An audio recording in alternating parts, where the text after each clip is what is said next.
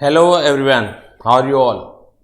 तो चलिए आज एक नए चैप्टर के साथ अपने लेक्चर की शुरुआत करते हैं। और कॉरपोरेट लॉ का ये जो चैप्टर है वो है चार्जेज। तो ये चैप्टर भी काफ़ी कुछ हमें बताएगा, सिखाएगा। सबसे पहले मेरा क्वेश्चन आप सभी बच्चों से है कि चार्ज का मीनिंग आप क्या समझते हैं। फिर हम लीगल मीनिंग तो देख ही लेंगे कि as per the corporate act, as per the companies act 2013 हमें क्या क्या इसके अंदर पढ़ना है। लेकिन सभी बच्चे पहले सोचिए कि जब भी ये वर्ड आपके सामने आता है तो क्या आइडिया आता है आपको कि चार्जेज में क्या चीज़ें शामिल होंगी, किस तरीके से इस चीज़ को, इस वर्ड को आप देखते हैं। तो मैं बता देता हूँ चलिए कि जब भी ये वर्ड आता है तो इस वर्ड के आते ही हमें ऐसा लगता है कि चार्जेज वर्ड वहाँ यूज होता है जब हम कभी कोई लोन लेते हैं और बदले में कोई प्रॉपर्टी को अपनी गिरवी रखते हैं। तो इस तरह की सिचुएशन में, इस तरह की सर्कमस्टांसेस में जो एप्रोप्रिएट वर्ड है कि हमारी प्रॉपर्टी जो है चार्ज है। इसका एक दूसरा जो वर्ड है वो मॉर्गेज भी है। सभी बच्चों ने सुना होगा, जल्दी से जवाब दीजिए कि क्या मॉर्गेज वर्ड आपने सुना हुआ है या नहीं है। जल्दी से बताइएगा। Yes, very good. और एक वर्ड है प्लेज। तो प्लेज भी आपने सुना हुआ है या नहीं है, जल्दी से बताइएगा। प्लेज और मॉर्गेज वर्ड सुना हुआ है या नहीं है। एक है प्लेज और एक वर्ड है मॉर्गेज। एक है वर्ड प्लेज और एक है वर्ड मॉर्गेज। प्लेज जब भी हम कभी लोन लेते हैं और बदले में अपनी प्रॉपर्टी को गिरवी रखवाते हैं तो प्लेज वर्ड यूज होता है in case of movable property. Movable property. और जो हमारा सी इंटरमीडिएट का कोर्स है उसमें जो अदर लॉ में इंडियन कॉन्ट्रैक्ट एक्ट है तो वहाँ पर भी हमें पढ़ने के लिए मिला है कि प्लेज के क्या रूल्स हैं, प्लेज क्या होता है। तो जो प्लेज हो सकता है वो मूवेबल प्रॉपर्टी, यानी जो चीज़ें गुड्स की कैटेगरी में आती हैं। अगर आप कभी लोन लेते हैं और बदले में गुड्स को गिरवी रखवाते हैं तो उसे कहा जाता है प्लेज। और मॉर्गेज जो वर्ड यूज होता है वो यूज होता है immovable. Immovable property. It it clear to all of you. जल्दी से बताइएगा कि ये दोनों चीजें तो पहले से भी क्लियर है। लेकिन as per the companies act, as per the companies act, चाहे प्रॉपर्टी आपने मूवेबल गिरवी रखी हो चाहे आपने प्रॉपर्टी इमूवेबल गिरवी रखी हो, दोनों के लिए वर्ड यूज होगा चार्ज। सबसे पहले तो इस चीज को अपने मन में बिठा लीजिए कि चार्ज कोई नई चीज नहीं है। जो एप्रोप्रिएट वर्ड हैं, अगर आप गिरवी रखते हैं लोन लेने के बदले में, अमाउंट बोरो करने के बदले में, मूवेबल प्रॉपर्टी को, गुड्स को अगर आप गिरवी रखते हैं तो वर्ड एप्रोप्रिएट है प्लेज। और अगर आप इमूवेबल प्रॉपर्टी को गिरवी रखते हैं तो एप्रोप्रिएट वर्ड है मॉर्गेज। लेकिन as per the corporate law, as per the companies act 2013, चाहे कंपनी अपनी मूवेबल प्रॉपर्टी गिरवी रखे चाहे वो इमूवेबल प्रॉपर्टी गिरवी रखे, तो उसमें जो वर्ड यूज होता है वो वर्ड यूज होता है चार्जेज। अब आप सोचेंगे सर जब प्लेज और मॉर्गेज था तो चार्ज की जरूरत क्यों पड़ी। क्योंकि सबसे पहले जरूरी है, अंदर क्या पढ़ेंगे वो तो अलग चीज है, उसका यूज क्या है सबसे पहले हमें ये समझ में आना जरूरी है। तो ऑटोमेटिकली आपको चैप्टर बहुत आसानी से क्लियर होता चला जाता है। देखिए, चाहे प्लेज है चाहे मॉर्गेज है। जैसे प्लेज है तो वो as per the Indian contract act में उसके रूल्स डिफाइंड है। मॉर्गेज जो है वो ट्रांसफर ऑफ प्रॉपर्टी एक्ट में रूल्स डिफाइंड है। ये दोनों चीजें जो हैं वो आपको बताते हैं rights and liabilities, rights and liabilities of money lender and borrower, money lender and borrower. It clear. यानी कि जो व्यक्ति लोन ले रहा है तो उसकी क्या लायबिलिटी है। ठीक है, उसने प्रॉपर्टी तो गिरवी रखवा दी है, लेकिन अगर उसने समय पर लोन नहीं चुकाया या जो प्रॉपर्टी उसके पास मतलब उसने इंटरेस्ट नहीं चुकाया तो मनी लेंडर के पास क्या क्या राइट्स आ जाएंगे। इसके अलावा मनी लेंडर की क्या क्या ड्यूटी है, उसके पास गुड्स गिरवी रखा हुआ है तो क्या उसे वो बेच दे, क्या वो लापरवाही से उसको हैंडल करे या उसको सावधानी से हैंडल करना पड़ेगा। तो इस तरह के जो तमाम नियम कानून हैं वो आपको इंडियन कॉन्ट्रैक्ट एक्ट या ट्रांसफर प्रॉपर्टी एक्ट में देखने के लिए मिलेंगे। इस चैप्टर का जो उद्देश्य है, यानी कि जब कंपनी एक्ट की बात करते हैं तो चार्जेस का जो उद्देश्य है इन रूल्स में डील करना नहीं है, ठीक है। यानी कि अगर कंपनी किसी से उधार लेती है और बदले में कुछ प्रॉपर्टी गिरवी रखवाती है तो इसके ऊपर भी इंडियन कॉन्ट्रैक्ट एक्ट या ट्रांसफर प्रॉपर्टी के रूल्स ही एप्लीकेबल होंगे, जहां तक सवाल राइट्स एंड लायबिलिटीज का है। यानी कि ऐसा नहीं है कि कंपनी अगर उधार लेगी या उधार देगी बदले में गिरवी रखवाएगी या गिरवी रखेगी अपनी प्रॉपर्टी को, ठीक है, तो उसके ऊपर इंडियन कॉन्ट्रैक्ट एक्ट एप्लीकेबल नहीं है, उसके ऊपर इमूवेबल जो ट्रांसफर प्रॉपर्टी एक्ट है वो एप्लीकेबल नहीं है। तो इस बात को तो मन में लाइएगा मत, तो क्योंकि इंडियन कॉन्ट्रैक्ट एक्ट सभी के ऊपर एप्लीकेबल है। जब भी दो पार्टियों के बीच में जो भी पार्टियां कॉम्पिटेंट टू कॉन्ट्रैक्ट हैं अगर वो आपस में कोई कॉन्ट्रैक्ट करती हैं तो उनके ऊपर इंडियन कॉन्ट्रैक्ट एक्ट एप्लीकेबल होता है, ऐसे ट्रांसफर प्रॉपर्टी एक्ट भी एप्लीकेबल होता है। तो जो मेन रूल्स हैं वो वहीं पर आपको गिवन है इंडियन कॉन्ट्रैक्ट एक्ट में और ट्रांसफर प्रॉपर्टी एक्ट में। इस चैप्टर का जो उद्देश्य है वो प्रोसीजरल पार्ट को समझाना है। यानी कि अगर कंपनी किसी लोन लेती है और बदले में अपनी कोई प्रॉपर्टी गिरवी रखवाती है तो कंपनी को कौन से रजिस्टर मेंटेन करने पड़ते हैं, क्या इस चार्ज को कहीं रजिस्टर्ड भी कराना पड़ता है या नहीं पड़ता। इसके अलावा जो मनी लेंडर है उसको एक्स्ट्रा लायबिलिटीज या राइट्स क्या क्या अवेलेबल हैं अंडर द कंपनी एक्ट। बाकी जो क्रेडिटर्स हैं आपके कंपनी के उनका क्या होगा अगर कंपनी लिक्विडेशन में चली जाती है। तो इस तरह की बातें, जो तमाम बातें हैं, एक्स्ट्रा चीजें हैं, वो आपको कंपनी एक्ट के चैप्टर चार्जेज में देखने के लिए मिलेंगी। जल्दी से बताइएगा कि ये चीज क्लियर हुई कि हम इसमें पढ़ने क्या जा रहे हैं। जो बेसिक चीजें हैं वो आपको इंडियन कॉन्ट्रैक्ट एक्ट या ट्रांसफर प्रॉपर्टी एक्ट में ही मिलेंगी, राइट्स एंड लायबिलिटी, उनको हम यहाँ डील नहीं करेंगे। ये जो चैप्टर है सिर्फ और सिर्फ कंपनी एक्ट के कंपनियों के लिए बना हुआ है और एक्स्ट्रा प्रोसीजरल रिक्वायरमेंट बताई गई हैं, एक्स्ट्रा टेक्निकल रिक्वायरमेंट आपको बताई गई हैं। इस तरह से आप समझ लीजिए कि जैसे आप इंडियन कॉन्ट्रैक्ट एक्ट पढ़ते हैं, मुझे आप सोच के बताइएगा कि क्या कॉन्ट्रैक्ट का इन राइटिंग होना जरूरी है, क्या कॉन्ट्रैक्ट का इन राइटिंग होना जरूरी है या ओरल कॉन्ट्रैक्ट भी वैलिड है। जल्दी से बताइएगा, क्या कॉन्ट्रैक्ट का राइटिंग में होना जरूरी है वैलिड बनने के लिए या कॉन्ट्रैक्ट आपका ओरल भी चल सकता है। तो ओरल कॉन्ट्रैक्ट भी चल सकता है। इसी का क्या जवाब आया, वेरी गुड। लेकिन अगर मैं बात करता हूं कि अगर आप इमूवेबल प्रॉपर्टी का एग्रीमेंट करते हैं बेचने खरीदने का, तो क्या वो ओरल चल सकता है। इंडियन कॉन्ट्रैक्ट एक्ट में बिल्कुल भी मनाही नहीं है। इंडियन कॉन्ट्रैक्ट एक्ट ये कहता है कि आपका ओरल भी वैलिड है, लेकिन स्पेसिफिक एक्ट है इसका ट्रांसफर प्रॉपर्टी एक्ट, ठीक है ना। तो ट्रांसफर प्रॉपर्टी एक्ट कुछ एक्स्ट्रा कंडीशन भी अटैच करता है कि अगर आप एग्रीमेंट कर रहे हैं इमूवेबल प्रॉपर्टी को बेचने खरीदने का तो वहां साफ साफ लिखा हुआ है कि ये राइटिंग में होना ही जरूरी है। तो स्पेशल एक्ट है वो, ठीक है।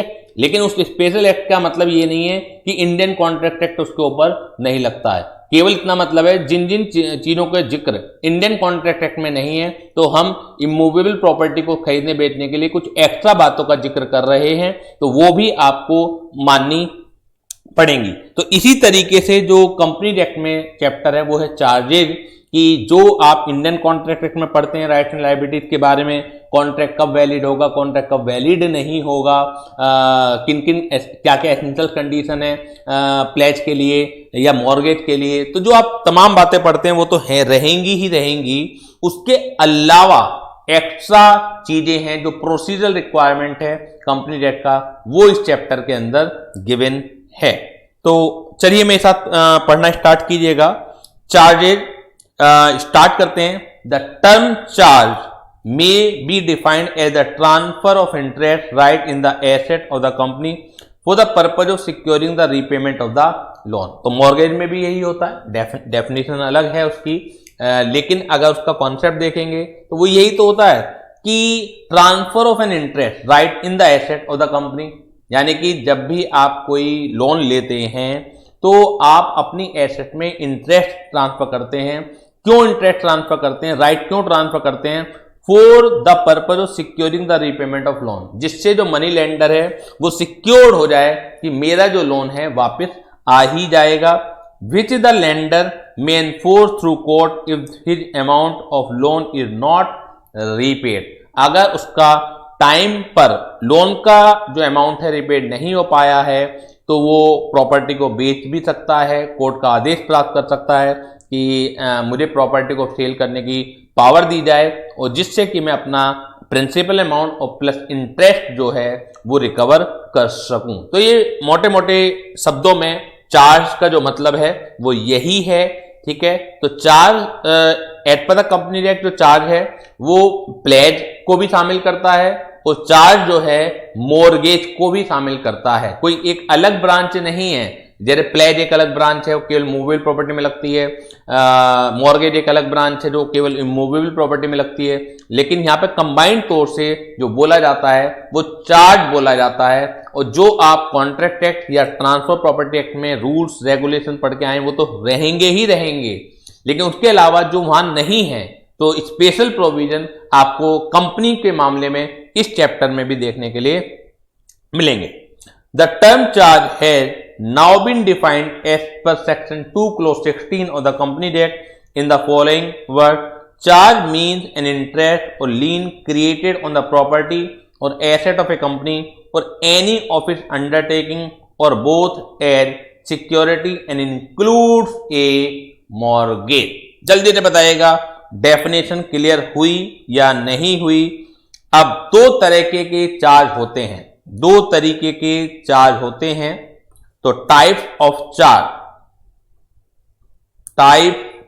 ऑफ चार्ज की बात करें तो दो तरीके के चार्ज होते हैं, या तो होगा फिक्स्ड चार्ज, या तो होगा फिक्स्ड चार्ज या होगा फ्लोटिंग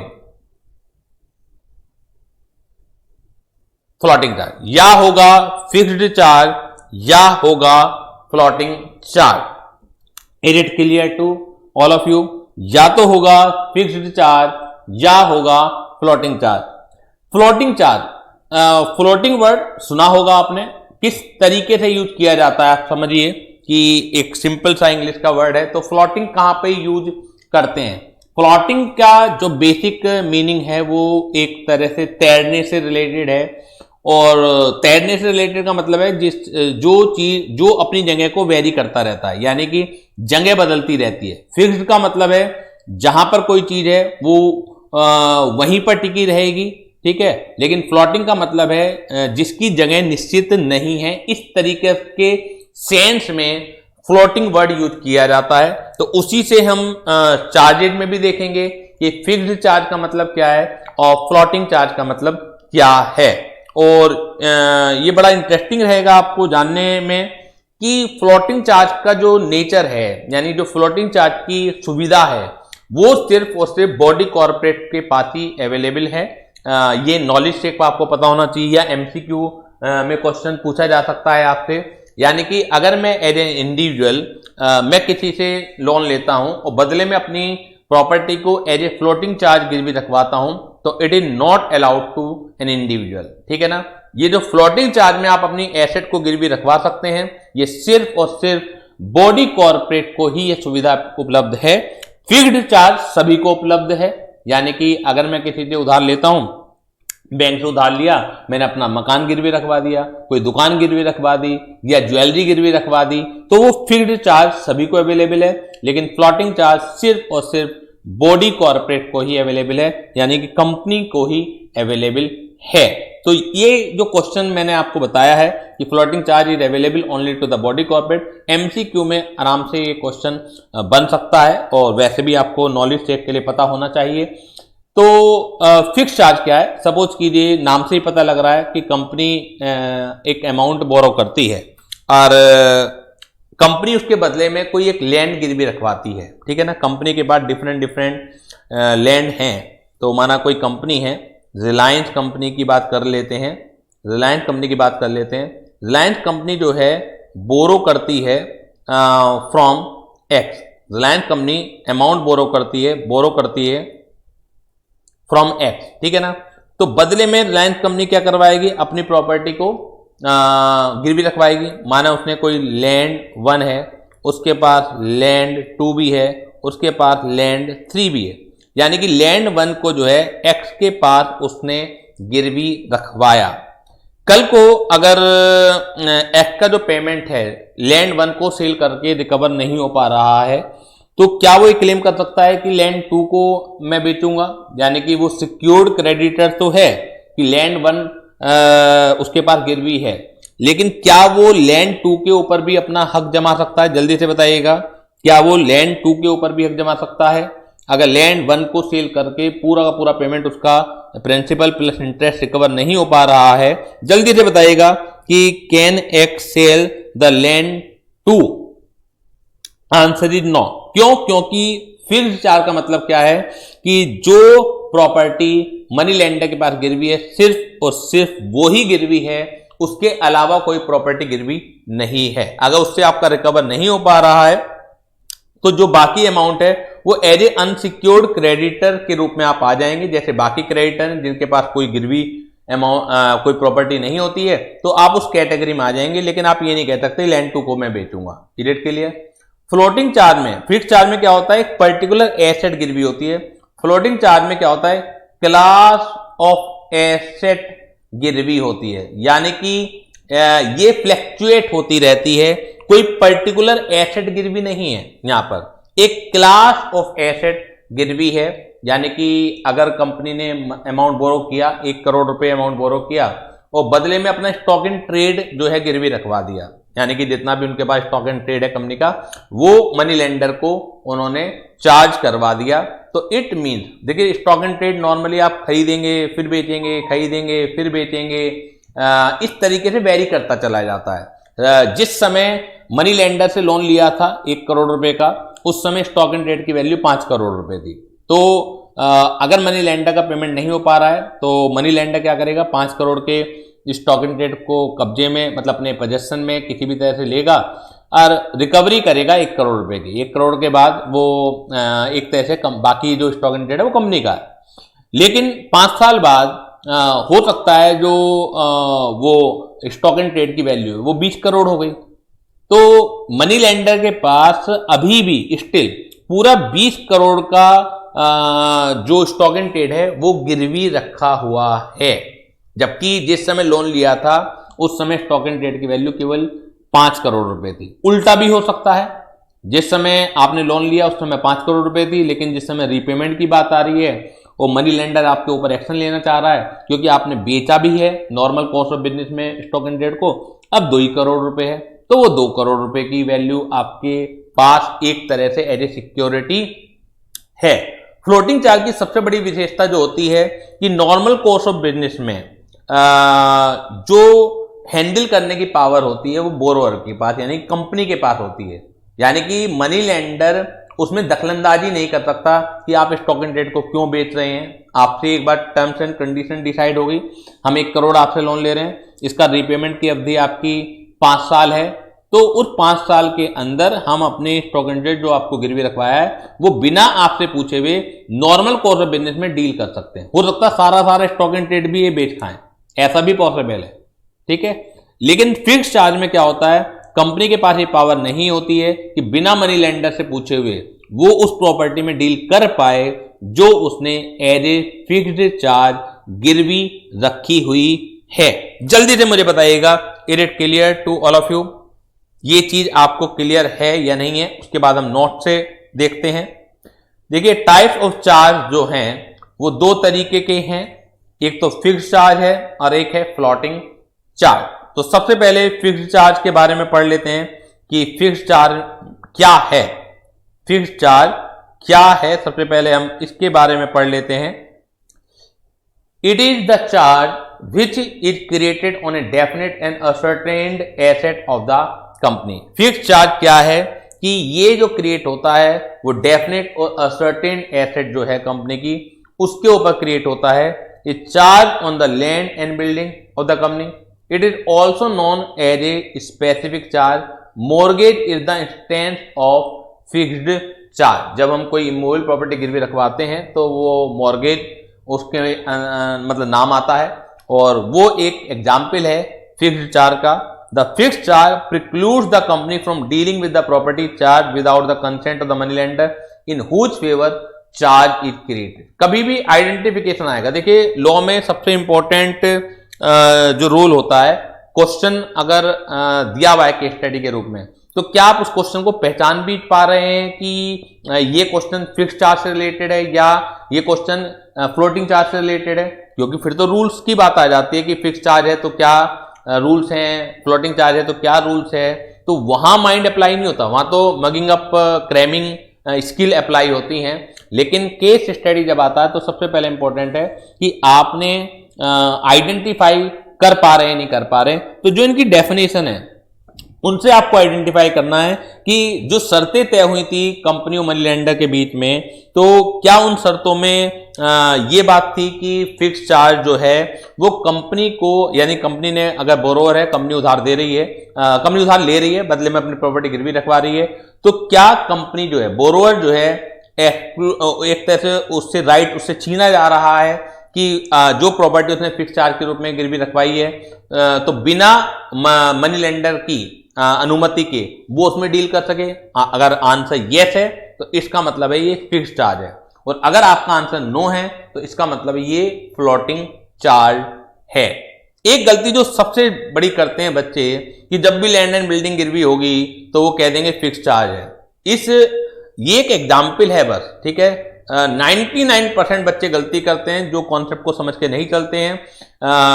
ऐसा नहीं है कि लैंड एंड बिल्डिंग पर फ्लोटिंग चार्ज नहीं हो सकता। नॉर्मली क्या होता है कि जो फिक्स्ड एसेट टाइप होती हैं उन पर नॉर्मली फिक्स चार्ज होता है, और जो आपकी मूवेबल प्रॉपर्टी होती है उनमें नॉर्मली कंपनी फ्लोटिंग चार्ज होता है। लेकिन ये सिर्फ एग्जाम्पल है और नॉर्मली है, लेकिन ये कोई रूल नहीं है। और इसी चीज का फायदा उठा के एग्जामिनर आपसे क्वेश्चन पूछता है और आप उसी तरीके से आप आंसर देते हैं कि आपने जो रट रखा है कि फिक्स चार्ज फिक्स्ड एसेट पर होगा, जबकि फिक्स्ड एसेट पर आपका फ्लोटिंग चार्ज भी हो सकता है। तो आपको जो कंडीशन पहचाननी है, कंडीशन नंबर 1 यही है आपकी कि अगर कंपनी को डील करने की स्वतंत्रता है without obtaining the approval of the money lender, तो it is the case of floating charge. और अगर कंपनी के पास ये स्वतंत्रता आजादी नहीं है तो it is the case of fixed charge. Following points are important in connection with the fixed charge. The company cannot deal with the property charge in the ordinary course of its business. Company can create another specific charge on the same property. यानी कि company क्या है, एक land जो है उसने fix charge में गिरवी रखी हुई है, अब उसी लैंड पर दोबारा से भी उसने लोन ले लिया किसी और से फिक्स चार्ज में गिरवी रखवा के, तो ये अलाउड है, ठीक है ना। तो ये अलाउड है, लेकिन जो पहला मनी लेंडर है उसका राइट पहले होता है, वो अपना लोन पहले पूरा रिकवर करेगा, और अगर बच जाएगा तो जो सेकंड मनी लेंडर है प्रॉपर्टी में जो उसका हिस्सा होगा वो सेकंड जो प्रायोरिटी है वो सेकंड मनी लेंडर को दी जाएगी।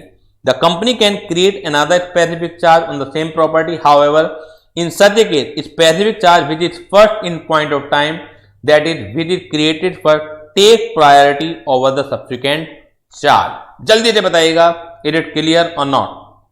जल्दी से बताइएगा ये चीज क्लियर है कि नहीं है, ये चीज क्लियर है कि नहीं है। फ्लोटिंग चार्ज क्या है हमें पहचानना पड़ेगा। It is the charge which is created on the class of property. Normally जो फ्लोटिंग चार्ज है उसमें कोई सर्टेन कोई स्पेसिफिक प्रॉपर्टी गिरवी नहीं होती है, क्लास सारी बिल्डिंग गिरवी रखवा दी, सारा स्टॉक गिरवी रखवा दिया, ठीक है ना, सारे डेटर्स गिरवी रखवा दिए। तो on the class of property which is constantly changing that is stock and trade, ठीक है ना, ये सब एग्जाम्पल है which is constantly changing.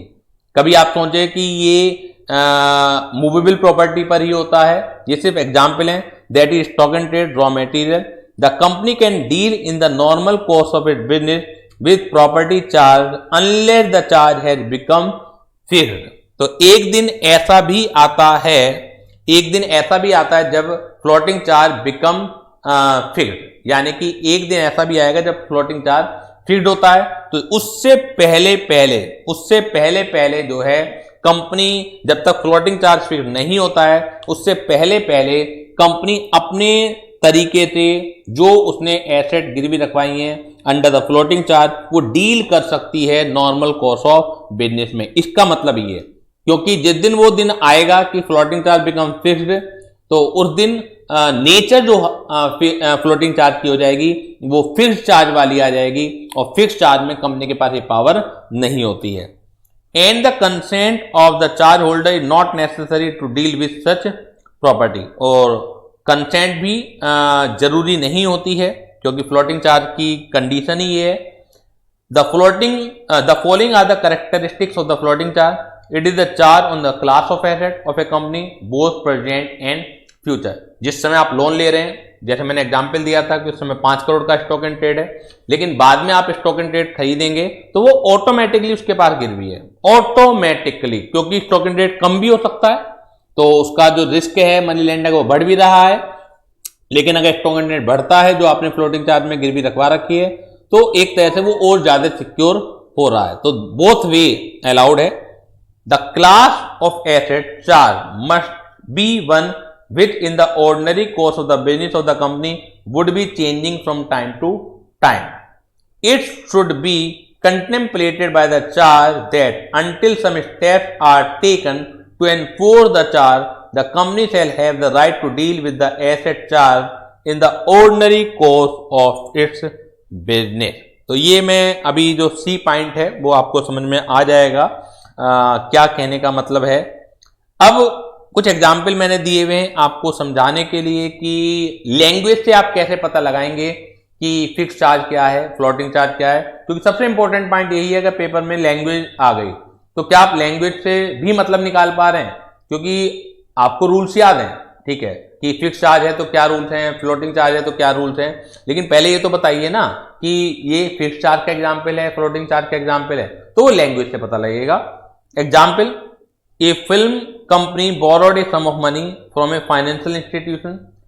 The clause creating a charge declared that the lender will have lien on all the assets including machinery etc. now lying or that may brought hereafter until repayment. तो अपने आप ही पता लग रहा है कि basically एक class of asset पर गिरवी है कि जो आप मनी लेंडर से बोरो कर रहे हैं, आज की तारीख में जो एसेट पड़ी हुई हैं वो भी गिरवी हैं, और जब जब खरीदी जाएंगी उस क्लास ऑफ एसेट को तो वो ऑटोमेटिकली गिरवी है। The court held that it was a floating charge at it covered all asset present and future and was of fluctuating nature and imposed no restriction on the use of them. ये जो floating charge या fix charge है practical life में ये लिखा थोड़ी जाता है, ये तो जो आपकी लैंग्वेज है तो उससे मतलब निकाला जाता है कि फ्लोटिंग चार्ज की कैरेक्टरिस्टिक्स है या फिक्स चार्ज की कैरेक्टरिस्टिक्स है। अब ये एक्चुअल में केस है, अब कोर्ट की जरूरत पड़ी कि ये फिक्स चार्ज है, फ्लोटिंग चार्ज है, क्योंकि कंपनी तो ये कह रही होगी फिक्स चार्ज है। तो जिस समय मैंने लोन लिया केवल उस एसेट से आपका जितना लोन रिकवर हो सकता है वो ठीक है, उसके बाद जो मैंने एसेट परचेज करी है वो आपके पास ऑटोमेटिकली गिरवी नहीं है। लेकिन हुआ क्या होगा कि जो मनी लेंडर है उसका पैसा रिकवर हो ही नहीं पा रहा होगा उस एसेट से जो लोन देते समय थी, तो वो तो ये तय करवाने में लगेगा ना कि जी ये नेचर जो है वो फ्लोटिंग चार्ज की है, फ्लोटिंग चार्ज की है तो उसकी सिक्योरिटी बढ़ गई, क्योंकि लोन देने के बाद भी जो कंपनी ने एसेट परचेज की हुई होंगी उस क्लास की, तो वो ऑटोमेटिकली मनी लेंडर के पास क्या चली जाती हैं, गिरवी चली जाती हैं। दूसरा एग्जाम्पल, एक company borrowed money from bank and charge all its machinery, stock and trade, and other movable present and future. The deed, that is the document by which the charge was created, provided that property charge shall be in lender possession and the possession was actually given to the bank. It was held that the charge was not a floating charge. दोनों एक जैसे हैं। यहां पर भी क्या लिख रखा है कि कंपनी ने बोरो किया एक बैंक से जो मशीनरी हैं और उनके बदले मशीनरी, स्टॉक एंड ट्रेड और other movable asset present and future, यहां पर ये है, ठीक है ना। यहां से तो पता लग रहा है कि फ्लोटिंग चार्ज है, लेकिन डीड में, डॉक्यूमेंट में लिखा हुआ था कि जो प्रॉपर्टी चार्ज हैं वो लेंडर के पोजेशन में रहेंगी, यानी कि लेंडर यहां पे बैंक है, वो पोजेशन भी एक्चुअली बैंक को दे दिया गया। तो जो दूसरी कैरेक्टरिस्टिक्स है कि कंपनी स्वतंत्र हो जाती है, कंपनी स्वतंत्र हो जाती है जिस प्रॉपर्टी को वो फ्लोटिंग चार्ज में गिरवी रखवाती है कि वो अपने मर्जी से डील कर सके, तो वहां पे ये कैरेक्टरिस्टिक नहीं है, ये फिक्स चार्ज वाली कैरेक्टरिस्टिक्स है। तो ये तय हुआ कि ये फिक्स चार्ज है। As it took away company right to use the property charge in the ordinary course of it business. तो ये आपको बहुत जरूरी है समझना कि क्या चीज फ्लोटिंग है और क्या चीज फिक्स्ड है। बाकी तो बहुत सिंपल से रूल्स हैं, मगिंग अप क्रैमिंग करना पड़ेगा आपको। जल्दी से बता दीजिए मुझे कि ये क्लियर हुआ कि नहीं हुआ, जल्दी से बता दीजिए कि ये क्लियर हुआ कि नहीं हुआ। Please tell me, is it clear to all of you? ये क्लियर हुआ कि नहीं हुआ? यस, इसी का को भी क्लियर हो गया, सैफाली को भी क्लियर हो गया। सैफाली कुछ पूछ रहे हैं, सर आपने मुझे लैंड वाला नहीं, प्लीज दोबारा से पूछिए सैफाली, क्या पूछ रही हैं? सर आपने मुझे लैंड वाला नहीं बताया।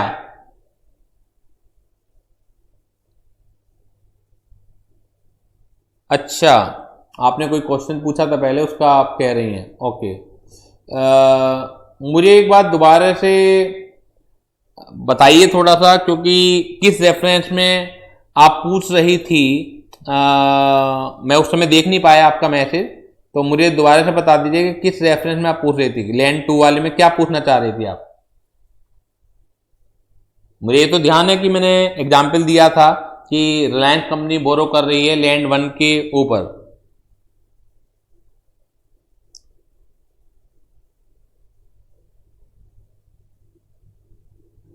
सर लैंड 1 2 3 4 गिरवी रखा था क्या? नहीं नहीं नहीं नहीं, मैंने उसमें जब फिक्स चार्ज का एग्जाम्पल बता रहा था आपको, तो मैंने आपको कहा था कि लैंड 1 के ऊपर गिरवी रखा हुआ है, और कल को जो मनी लैंडर है अगर लैंड 1 से उसका रिकवरी नहीं हो पा रही है तो क्या वो अपने पोजेशन में लैंड 2 3 4 ले सकता? आंसर ही नो। तो अगर ऐसा है तो ये फिक्स्ड चार्ज का एग्जाम्पल होता है। लेकिन अगर क्लोज इस तरह की है कि वो एक पूरी की पूरी जो क्लास है लैंड की वो सारी गिरवी हैं, तो फिर ये फ्लोटिंग चार्ज की कैरेक्टरिस्टिक्स सामने आने लगती है। तो ये तो लैंग्वेज से पता लगेगा आपको कि फिक्स्ड चार्ज है या फ्लोटिंग चार्ज है, उसकी मैंने आपको कंडीशन बता दी है। क्लियर है चीजें? गुड। अब जो सबसे इंपॉर्टेंट टॉपिक है इसका, जो शॉर्ट नोट्स वगैरह आ जाता है इनके ऊपर लिखने के लिए, वो है क्रिस्टलाइजेशन ऑफ फ्लोटिंग चार्ज।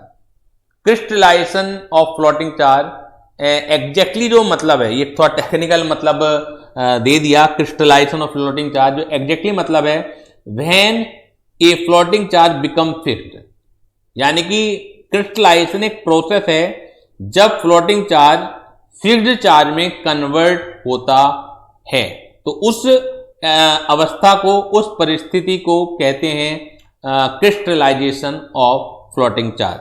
अब आपके मन में ये विचार आ रहा होगा कि सर फ्लोटिंग चार्ज तो फ्लोटिंग चार्ज है, वो फिक्स में क्यों कन्वर्ट होगा? देखिए फ्लोटिंग चार्ज में क्या होता है कि जो मनी लेंडर है उसके पास as a security class of asset रखी हुई रहती है। माना उसने स्टॉक एंड ट्रेड के ऊपर लोन दिया और वो फ्लोटिंग चार्ज में स्टॉक एंड ट्रेड गिरवी रखा हुआ है, और 5 साल का रिपेमेंट तय हुआ कंपनी का मनी लेंडर से। अब company normal course of business में नए नए स्टॉक एंड ट्रेड खरीदेगी, बेचेगी भी। नॉर्मल कोर्स ऑफ बिजनेस में सारी पावर जो है बोरोअर के पास रहती है, मनी लेंडर के पास उसके पोजेशन की पावर नहीं रहती है। लेकिन 5 साल बाद जब मनी लेंडर का प्रिंसिपल अमाउंट या इंटरेस्ट या दोनों नहीं चुका रहे हैं आप, तो वो एक्शन लेगा। अब एक्शन लेने में सपोज कीजिए कि उसका जो टोटल निकल रहा है पैसा वो 2 करोड़ निकल रहा है और आज की तारीख में स्टॉक इन ट्रेड जो है वो 10 करोड़ रुपए का है। तो आप मुझे बताइए कि क्या मनी लेंडर पूरे 10 करोड़ रुपए का पोजीशन अपने हाथ में ले सकता है? जल्दी से बताइएगा, क्या जो मनी लेंडर है पूरे 10 करोड़ का पोजीशन अपने हाथ में ले सकता है कि नहीं ले सकता? जल्दी से मुझे बताइएगा, जल्दी से बताइएगा। नहीं ले सकता, वेरी गुड। तो जिस समय मनी लेंडर एक्शन लेगा कि मेरा लोन चुकाइए अदरवाइज मैं आपकी प्रॉपर्टी बेचूंगा, तो उस समय जब प्रॉपर्टी को वो कब्जे में लेना स्टार्ट करेगा तो वो एग्जैक्टली 2 करोड़ की ले पाएगा ना। तो उन 10 करोड़ में से उससे ये चुनना पड़ेगा कि कौन सी 2 करोड़ रुपए की जो प्रॉपर्टी है वो उन्हें बेचकर अपना पैसा रिकवर करना चाह रहा है। तो उस स्थिति को कहा जाता है क्रिस्टलाइजेशन, यानी कि फ्लोटिंग चार्ज उस केस में क्या बन जाता है? फिक्स्ड चार्ज बन जाता है। ऐसा नहीं कि आपके पास सब कुछ गिरवी है, ठीक है ना। जब तक आप वो स्टेप नहीं उठाते हैं तो ठीक है, आपके पास आपकी मर्जी है, ऑप्शन है कि इस 10 करोड़ के आप मान सकते हो कि मैंने जो उधार दे रखा है उसके बदले में मेरे पास 10 करोड़ रुपए की एसेट जो है गिरवी है। लेकिन अल्टीमेटली जो आप अपना पैसा जितना भी ड्यू है रिकवर तो उतना ही करोगे। तो उतने की रिकवरी के लिए आपको उस 10 करोड़ रुपए के स्टॉक एंड ट्रेड में से केवल स्पेसिफिक तौर से 2 करोड़ रुपए का पोजीशन ही दिया जाएगा, उसे ही बेचने की इजाजत आपको दी जाएगी। तो उस अवस्था को कहा जाता है क्रिस्टलाइजेशन ऑफ फ्लोटिंग चार्ज। कब कब आता है ये वो समझ लीजिएगा। The term crystallization of the charge may be defined as conversion of floating charge into a fixed charge. Effect of crystallization of floating charge, effect क्या होगा इसका? On crystallization of floating charge the charge holder becomes entitled to enforce the charge against the company. In any of the following cases the floating charge crystallizes, that is become fixed when the company ceases to be a going concern, that is when it ceases to carry on the business।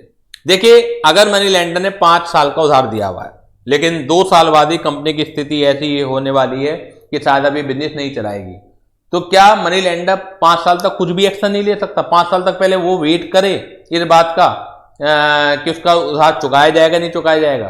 तो अगर company ceased to be going concern है तो एकदम automatically power आ जाती है crystallisation की, यानी कि जो मनी लेंडर है वो अपने लोन की रिकवरी के लिए एक्शन ले सकता है। When the company goes into liquidation, अगर कंपनी दिवालिया हो रही है तो ठीक है, हमने 5 साल या 10 साल को उधार दे रखा है, लेकिन तुम दिवालिया हो रही हो तो हमें तो पैसा भी चाहिए ना, हम ये थोड़ी 5 साल बाद या 10 साल तक इंतजार करेंगे। और when the company make default in the repayment of the principal amount of money और इंटरेस्ट एंड, यहां ध्यान दीजिएगा, and charge holder brings a legal action to enforce the security. अब 5 साल को उधार दिया हुआ है तो ईएमआई का प्रोविजन होता है ना, ये थोड़ी कि 5 साल तक हम सोते रहेंगे, 5 साल बाद ही हम आपको जगाने के लिए आएंगे कि आप हमारा पेमेंट दीजिए। 5 साल तो ये रिपेमेंट आपको 5 साल में करना है, हर महीने का रिपेमेंट करना है। और उसमें ये भी क्लोज होती है अगर आपने 3 महीने या 4 महीने की डिफॉल्ट कर दी रिपेमेंट में तो हम आपके खिलाफ एक्शन ले सकते हैं।